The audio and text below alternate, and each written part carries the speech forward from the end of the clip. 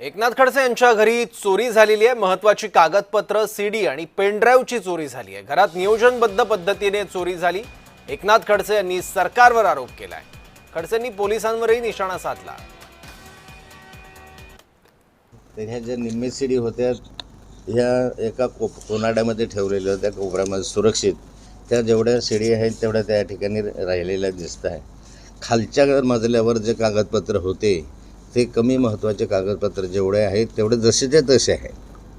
फक्त जे अत्यंत महत्त्वाचे कागदपत्र मी मिळवले, काही माहितीच्या अधिकारात मिळवलेले होते, काही ठिकाणी भ्रष्टाचाराच्या गैरव्यवहाराच्या त्या पुराव्यानिशी काही कागदपत्र होते आणि हे सर्व जो त्याच्या माहिती अधिकारात मिळवलेले म्हणजे सही शिक्क्यानेच होते। ते काही असे वेगळे कागदपत्र नव्हते असे ते त्याच्यामध्ये चोरी गेलेले आहे। आणि या माध्यमातून जर पाहिलं तर एकंदर घराच्या कुलपाचा कडेकोंडा तोडून ते गेलेलं आहे।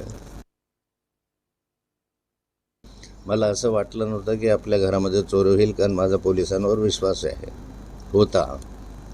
मला वाटलं आपल्या जळगाव जिल्ह्यातले पोलीस अत्यंत कार्यक्षम आहे आणि ते कार्यक्षम असल्यामुळे चोऱ्या दरोड्या कमी होतील असं अपेक्षा होती। पण अलीकडच्या कालखंडामध्ये जर या वर्षभरामध्ये पाहिलं चित्र तर जवळपास 200-250च्या वर घरफोड्या या ठिकाणी झालेल्या आहे।